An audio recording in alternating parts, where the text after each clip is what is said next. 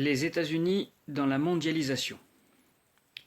Comment les territoires états-uniens s'intègrent-ils à la mondialisation et permettent l'attractivité du pays? Première partie, un territoire globalement attractif.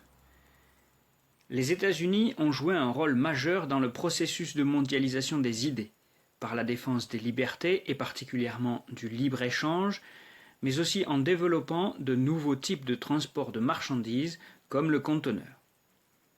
C'est le sens de l'ALENA en 1994, mais aussi des accords passés avec les États du Pacifique en 2016. Il s'agit donc d'une puissance économique majeure. Les États-Unis sont le premier importateur et le deuxième exportateur de la planète. Il s'agit d'un carrefour du commerce par ces grandes firmes transnationales. Les activités se littoralisent. Elles suivent ainsi la maritimisation de l'économie mondiale. Les façades maritimes concentrent les ports à conteneurs, les industries pétrolières ou le tourisme balnéaire. Les États-Unis sont d'ailleurs le deuxième pays accueillant le plus de touristes internationaux. Elles sont reliées entre elles par un réseau dense de communication. Les frontières terrestres, avec le Mexique au sud et le Canada au nord, sont aussi très attractives. Les échanges s'effectuent dans le cadre de l'ALENA donc. Des entreprises produisent au Mexique, près de la frontière, pour les entreprises états-uniennes. Cette frontière avec le Mexique est aussi un espace de migration nombreuse, qui entraîne des conflits et qui marque la volonté de sécurisation de cette frontière, notamment par le mur voulu par Donald Trump. Cette attraction n'est pas égale selon les territoires. Si deux types de territoires dominent, et nous y reviendrons dans les deux prochaines parties, certains espaces paraissent plus ou moins ouverts au monde.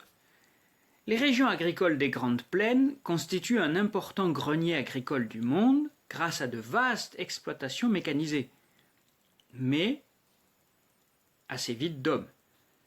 Le vieux Sud est quant à lui en difficulté avec des activités anciennes concurrencées par des entreprises qui produisent moins cher ailleurs dans le monde. Alors que l'Alaska, qui est en marge, peut apparaître comme un front pionnier grâce aux ressources pétrolières récentes. De même, les montagnes rocheuses sont exploitées pour leurs ressources naturelles, mines, et développent des activités touristiques avec les parcs nationaux. Mais là encore, on est dans des territoires peu densément peuplés. Deuxième partie, la mégalopole, lieu de puissance. La mondialisation accélère la métropolisation du territoire américain. Dans les métropoles, les CBD, les quartiers d'affaires, accueillent les sièges sociaux de grandes firmes, alors que les aéroports s'installent en périphérie pour une question de place.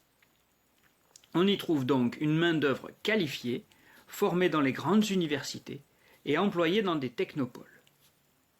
La mégalopolis regroupe l'essentiel des métropoles de rang mondial. Les autres sont en Californie.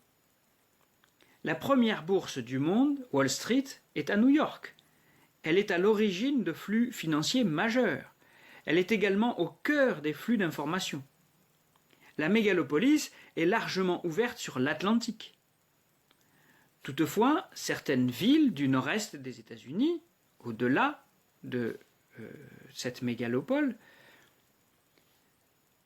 sont en crise ou en restructuration, comme Détroit. Après une crise industrielle comme celle de l'automobile, la croissance revient progressivement dans ces villes d'une région qu'on nomme la Rust Belt, la ceinture de la rouille par opposition à la Sun Belt, la ceinture du soleil. Mais certains quartiers, dans toutes les métropoles, restent à l'écart, pauvres, dégradés, marginalisés. Les populations aisées se réfugient dans des quartiers fermés, des lotissements pavillonnaires en périphérie.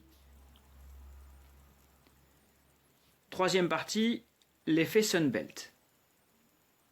Les métropoles de la Sunbelt concentrent la plupart des activités de haute technologie, Informatique et Internet dans la Silicon Valley, mais aussi aéronautique à Seattle par exemple. Elles accueillent des entreprises innovantes, Apple, Microsoft, Boeing, ou de grandes universités comme Stanford. Elles bénéficient même de délocalisation en provenance de l'ancien cœur industriel du nord-est des États-Unis. Les phénomènes migratoires sont ici à la fois internationaux, avec l'attraction des diplômés du high-tech, la fuite des cerveaux, et intérieurs, venant de toutes les régions du pays. D'ailleurs, la mobilité est importante et déjà ancienne aux États-Unis. Les conditions de vie, le climat notamment, y sont plus favorables. Cela n'empêche pas, là aussi, de constater que sur un même territoire se côtoient la pauvreté et la plus grande opulence.